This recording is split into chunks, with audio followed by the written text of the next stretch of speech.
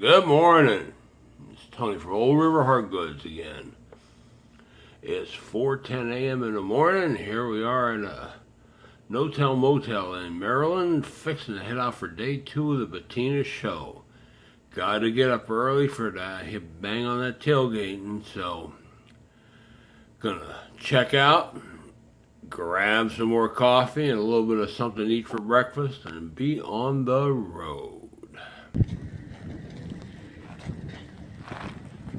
I don't know how much this will be able to see, but this is tailgating. Oh, it's about 5:30. I've been banging around here since 5. Got a bunch of stuff. Spent a bunch of money. But see, the place is starting to fill up.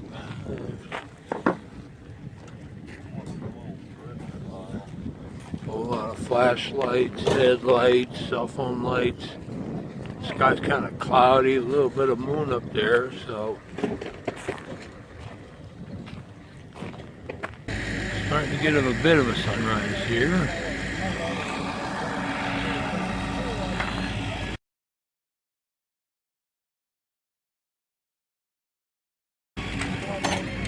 Want to talk to the tailgating. This time with a little better lighting. It's starting to fill up. Still not as busy as past years, but pretty busy. You gonna post that? Yeah. Thanks. Ha! I was going to.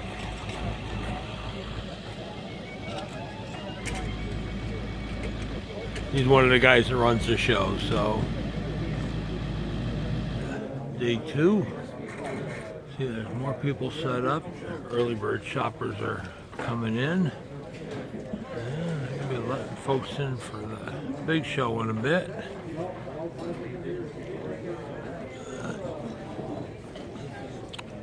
Spent a bunch of money buying so far. Hopefully make some more sales to help cover that cost, but I guess we'll have to see. Well, now the public's in.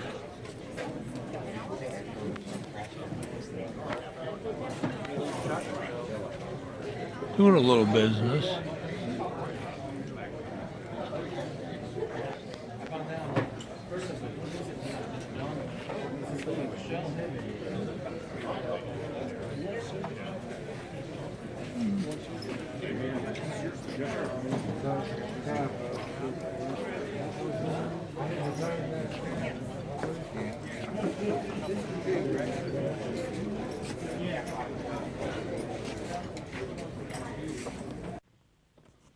Well, it's 1:15 on Saturday, and I'm officially done, packed and ready to hit the road.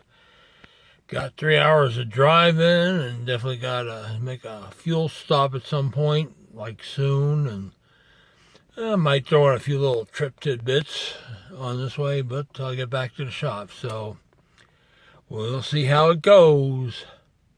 On these trips down this way, I like to kind of break off the interstate and head back here through Fort Indiantown Gap. It's kind of a neat ride. We got a small fleet of vehicles moving through. Once in a while, if you're lucky, you can catch a chopper coming in or taking off. Don't know if we'll see any today. You can see clouds are kind of nice in the sky, but it is still windy as all heck. Vehicles over there, heavy duty vehicles. There's the chopper field. Now that's a different kind of bird in the sky.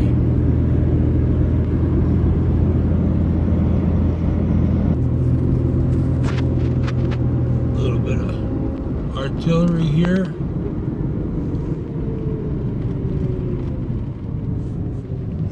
See it.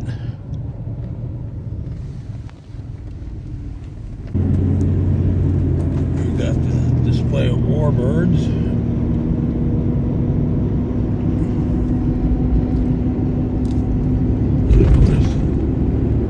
This bad boy. I'm sure a couple of you guys have some memories of one of these. neat area here is the Swatara Creek State Park. You see the old iron bridge coming up. One of these days I'm going to have to make a trip here. There's a canal, the old Union Canal, is down in this area. And hopefully before it gets too grown up, I'll have to make a trip back and see if we can take a little video of it, because it's pretty neat. There's also the area of a French and Indian War fort, Fort Swatara. Well, here we got the section on what I picked up, and I did get a pretty good load, so just going to go through them quick. Couple of lignum vitae mallets. This one's very heavy and dense. And handle's kind of funky on this one, but I'll figure something out. Neat little cross-peen hammer. Hand-forged strap head claw hammer. I missed a really, really nice one, but you can't be everywhere, although some people seem to be. This is kind of cool. User-made jeweler's hammer. Front end's made from a bolt. That one's pretty neat. Plus it's got an early oval handle on it. This is a joiner's hammer, and it's signed. Needs a little cleaning. A square-faced dingle stock. Stump anvil. Warrington pattern hammer. A couple of blacksmith tongs on the smaller side. This one's kind of neat. Jaws are angled and heavily cross-hatched. Special purpose, I'm sure. And last, the old gutter forming anvil, patented. I don't have time to look up the patent, but it'll be listed when I sell it, so you can figure it out. But pretty decent haul on this stuff. And here from the selection of hand-forged tools, got a small hammerhead. Guess that should have been with the hammers, but yeah, kind of neat with a pointed peen on it. Hand-forged dough scraper, and I got a couple others of those lined up to show up in another video. A Pennsylvania style belt axe or hatchet. Somebody cleaned it, but it's not too bad. Another hand-forged hammer pole, hatchet, tomahawk. A little chipping around the eye there, but looks to be solid enough. Great, oh, this will clean up nice. A great hand-forged turn screw made from a file. This one's got some nice character to it. Another little hand-forged screwdriver. A little different, offset. This was a real find. And I'm sure some of you know what this is. Most of you probably don't. This is a tooth key. This is what they used to pull teeth with back in the day. And this is an original.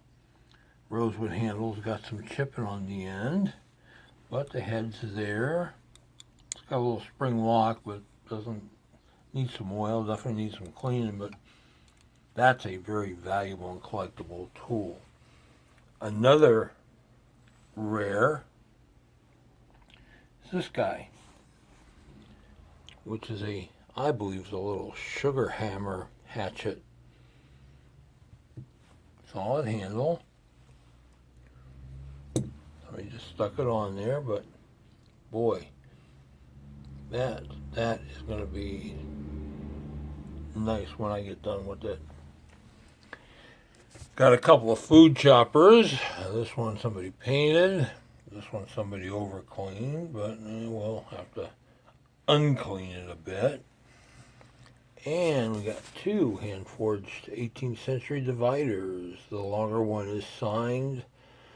Smaller one is missing the screw. Smaller one has the original screw, but I don't see any marks on it just yet. But who knows what'll come out in a wash. So there's a good selection of these guys.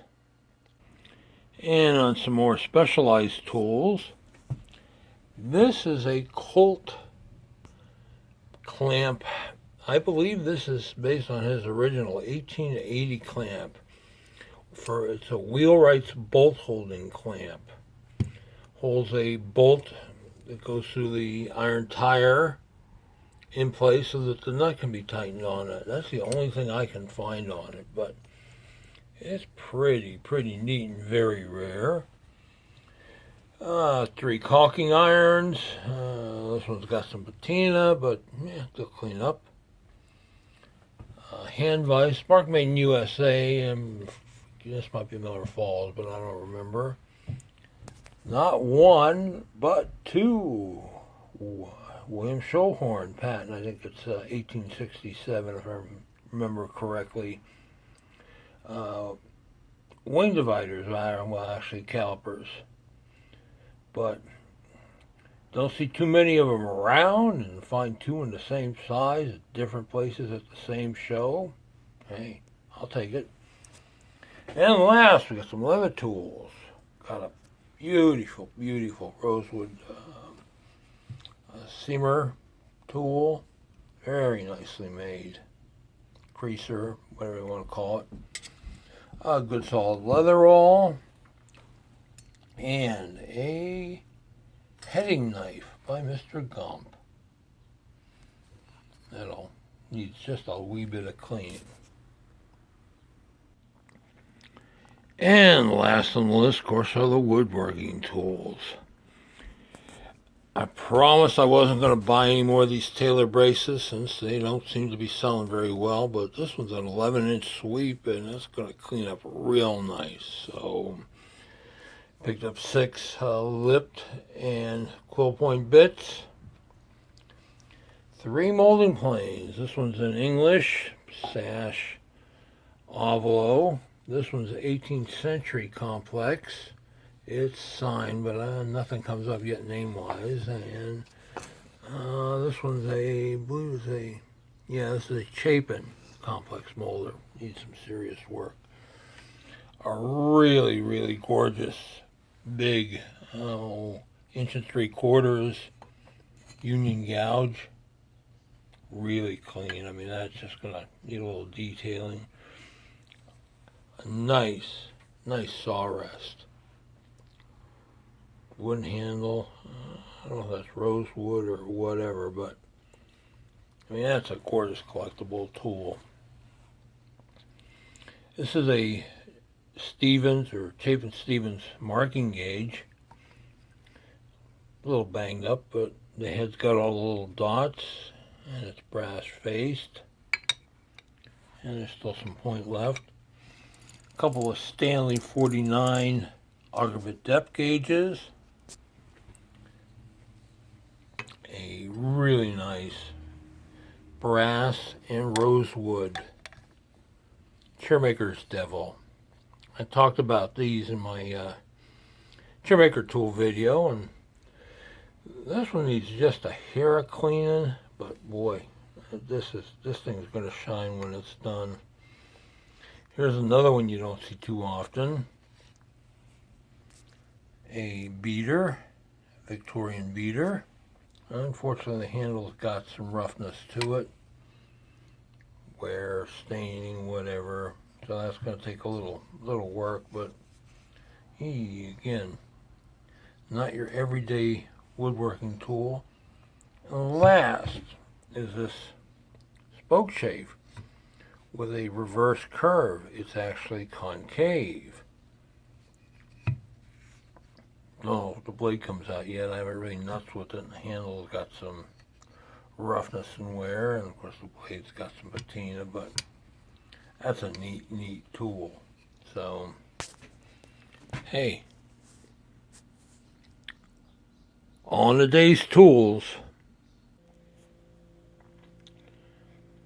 Well, this is actually the first batch of tools I grabbed, and I stuck them in a bag, stuck them in the truck, and of course they kind of rolled off to one area, and I kind of forgot about them until I was out there looking for something. So, anyways, here we go.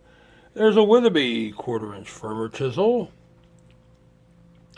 a early Stanley number 41 line level with the patent date, a Stanley Type 2 6-inch bevel square with the patent date, a neat small millwright's mill pick. Yeah, it's got some paint on it, but we can fix that. Pair of, I call them sailor's palms or stitching palms, whatever you want to call them, but they're in good shape. A brass double-ended jeweler's pin vise, a Yankee 2H reversible screwdriver. This is kind of neat. This is actually a cobbler's heel float, although we used to sell these as gunstock chisels, and I know some folks still do, but technically that's what it is. But this is one of the older ones with the brass ferrule. It's got some wear, but it's still got some life left to it. A pair of jeweler's pliers. Still has a clamp, and it works. Usually a lot of times the clamps are gone. Guys take them off or they break. And last is this Bates divider that I didn't realize in the heat of the moment that somebody had extended the legs on. But hey, still a usable tool. So, and that's it for sure. And that's all for the show reports there, folks.